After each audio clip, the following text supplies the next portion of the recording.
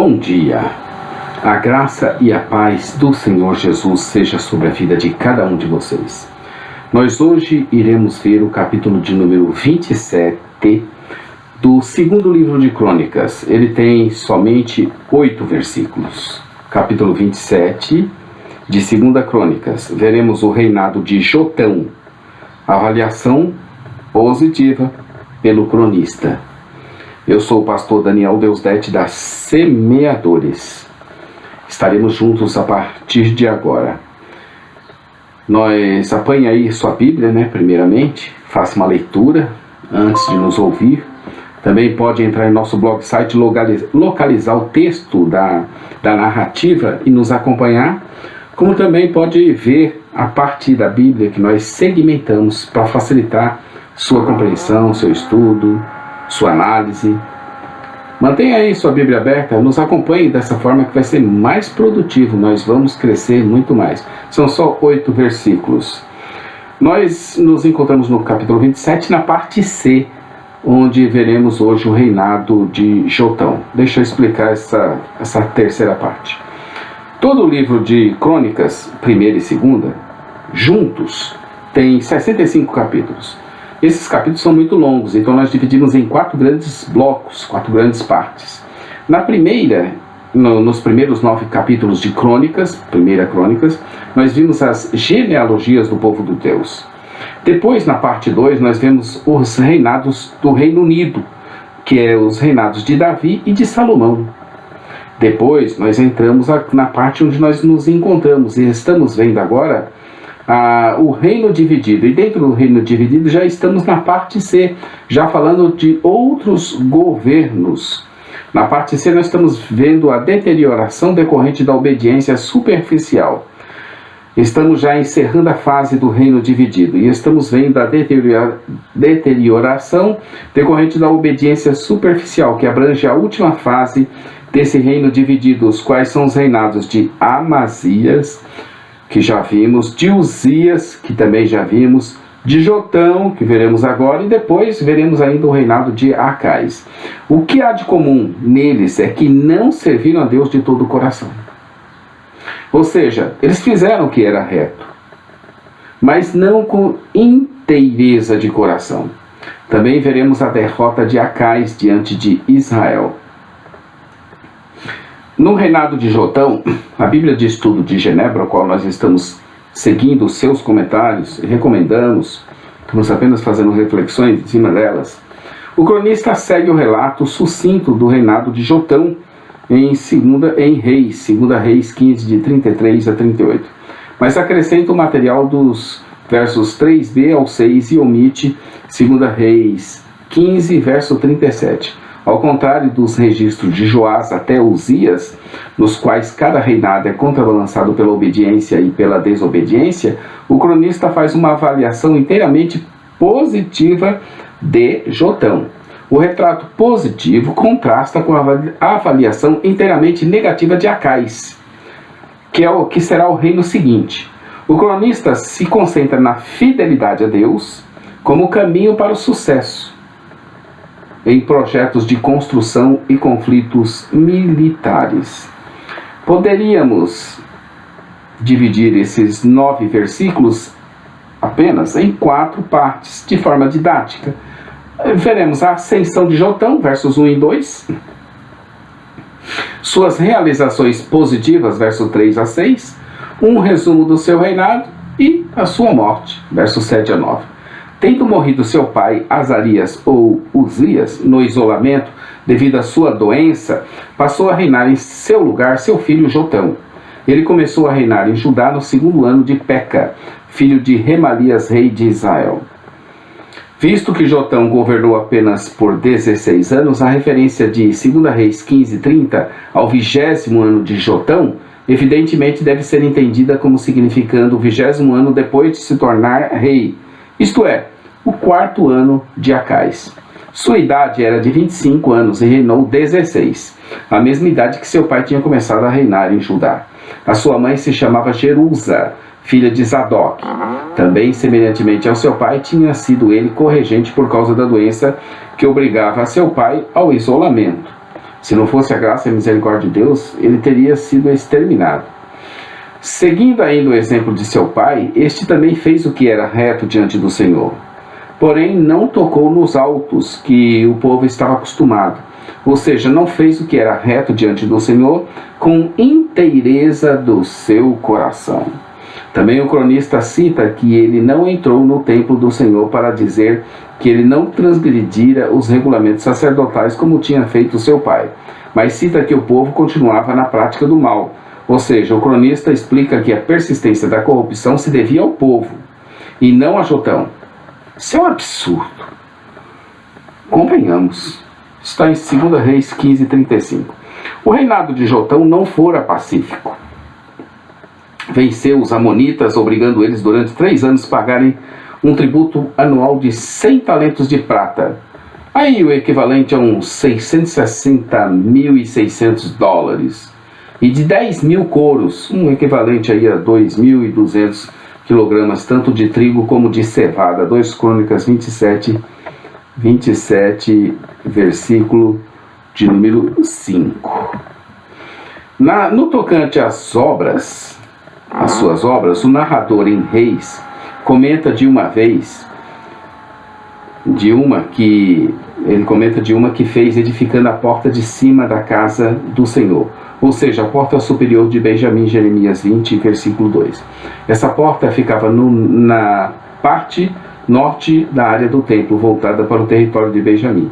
Ele também trabalhou na muralha de Ofel, construiu também cidades na região montanhosa de Judá, bem como fortes e torres nos bosques, segundo da Crônicas 27, de 3 a 7. Aqui em Crônicas, ao que parece, ele acrescenta os versos de 3 a 6, para mostrar aos da geração pós-exílio a aprovação divina de Jotão em seus projetos de construção bem-sucedidos por causa da sua fidelidade. Ele então morre, é enterrado junto com seus pais, e seu filho Acais começa a reinar em Judá.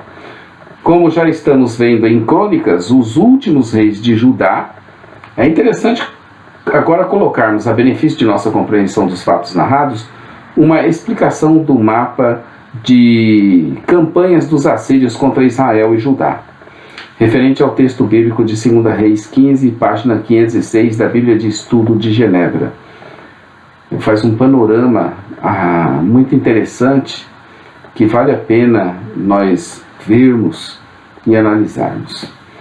Os assírios entram na história bíblica na época dos últimos reis de Israel, século 8º a.C., quando o profeta Isaías estava se tornando conhecido no reino de Judá. Até esse tempo, ano de 840 a.C., a Síria havia considerado Israel como estado vassalo. O obelisco de pedra negra que documenta as vitórias de Salmaneser III mostra Jeú, rei de Israel, rendendo tributo. 2 Reis 9 a 10. Campanhas de Tiglat-Pileser III, de 738 a 732 a.C. Em 745 a.C., Tiglat-Pileser III ascendeu ao trono da Assíria. Ele invadiu Israel e forçou o rei Menahem a renovar o pagamento do tributo. 2 Reis 15, 17 a 23. Anos mais tarde, o rei assírio voltou a invadir Israel, tomou terras e cidades e exilou muitas pessoas. Para evitar problemas posteriores, os assírios tinham por hábito exilar os conquistados, estabelecendo-os em outros países. Campanha de Salmaneser V, 725 a 722 a.C. Oséias, rei de Israel, resistiu aos assírios. Foi derrotado, mas logo se revoltou. Nessa ocasião, o rei assírio Salmaneser V sitiou e tomou Samaria, capital de Israel. Toda a população foi enviada ao exílio. Samaria foi repovoada com pessoas de outras nações no ano 721 a.C.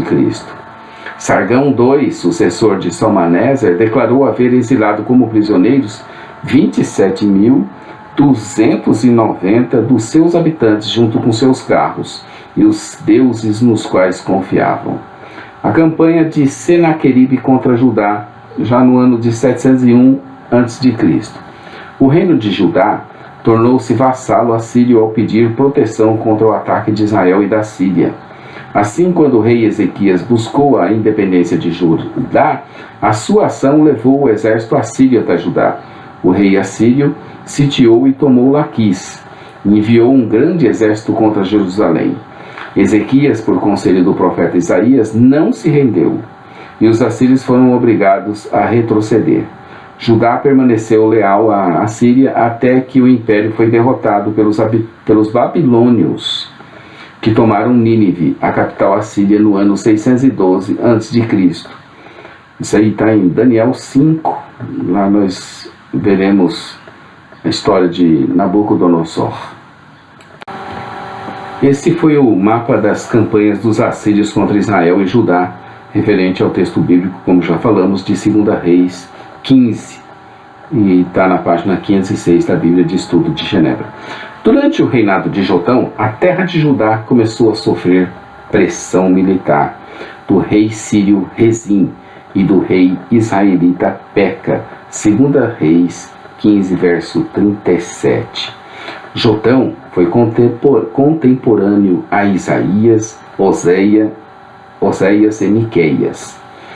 Um rei se levanta, é empossado, executa suas ações, as quais são comparadas às ações de Davi como padrão, e são classificadas se andaram fazendo o que era reto aos olhos do Senhor, de forma total ou parcial. Depois morre e outro rei se levanta, repetindo assim esse ciclo. Um rei se levanta, é empossado, executa suas ações, seu governo é comparado se fez o que era reto ou não aos olhos do Senhor, de forma total ou parcial, depois morre e assim outro rei se levanta, repetindo o ciclo. Por isso, vê-se que bastava ao rei ser como foi Davi, que já teriam garantido grande prosperidade para toda a nação. No entanto, são tão poucos os reis que conseguiram ser como Davi. Em Israel, nenhum deles sequer chegou aos pés dele. Antes, todos fizeram o que era mal aos olhos do Senhor. E o modelo de comparação seria Jeroboão. Em Judá, poucos reis conseguiram essa façanha. E esses últimos 4 reis que estamos vendo, todos conseguiram. De forma parcial. E não total. Então veremos amanhã o capítulo de número 28, onde veremos Acais, um rei perverso, que chegou a sacrificar os seus filhos. Pode um negócio desse? 2 Crônicas, capítulo 28. E encerramos hoje o capítulo de número 27, amanhã estaremos aqui com o capítulo de número 28. Continue conosco, inscreva-se no nosso canal, divulgue, compartilhe, faça perguntas, acrescente o que você quiser, veja aí como você pode interagir com a gente. Então inscreva-se no nosso canal e acesse nossa loja virtual, ossemeadores.com.br. Todos os dias estamos aqui. Maranata, ora, ora, vem, Senhor Jesus. Deus te abençoe, querido, na presença do Senhor. Tenha um bom dia.